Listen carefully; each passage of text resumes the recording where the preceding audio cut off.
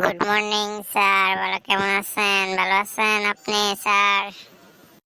Good morning চেঙ্গু খান, আপনি কেমন আছেন? এই তো ভালো। আর ভালো থাকতে কই দিলেন? বাসা গেলে বোর প্যারা, অফিসে আসলে আপনার প্যারা। আমি আবার আপনার কি প্যারা দিই? অফিসের রুলস, আপনি অফিসের রুলস অনুযায়ী কাজ করবেন, অফিসের রুলস মানবেন। আপনি অফিসের রুলস মানবেন না, কিছু করবেন না, তো আপনার জন্য কি আইন কি আলাদা? হ্যাঁ, এই কারণে মনে হয় আপনি ওই যে ফ্যামিলি, আপনার ওয়াইফের সময় দেন না, এই কারণে আপনি ওয়াইফ আপনার চাকা নিয়ে দৌড়ায়।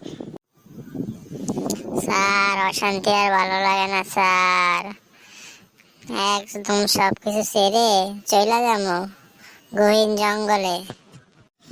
যান আপনি, যান, আপনি না করছে কি? আপনি যাইতে পারেন না? গিয়ে দেখেন আপনার গহীন জঙ্গলে খাওয়া খেয়ে দেখবেন কাক, বিড়াল, শিয়ালে আপনার চিরা মিরা খাই লাগবো। আপনি যে মোটা মোটা সব তো আপনার চিরা খাইবো, তাদের বন ভোজন হইব আর কি। একটা কথা, আপনার আরেকটা বিয়ে করবো, লাউড়া নিবো, লাউড়া নিয়ে আবার সুখে সংসার করবো, আর আপনাদের লাঠি দিয়ে দূরে সরিয়ে দিব।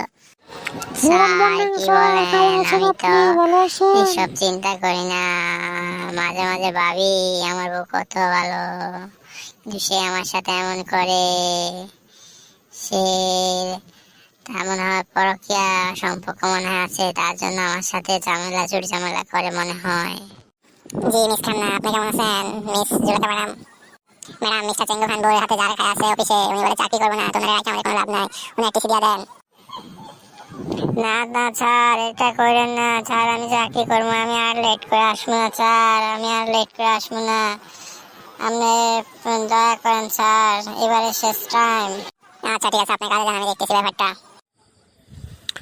জি স্যার, চেঙ্গু খানের দিকে আমি দৃষ্টি রাখবো। আপনি চেঙ্গু খানের নিয়ে কোনো চিন্তা করেন না স্যার।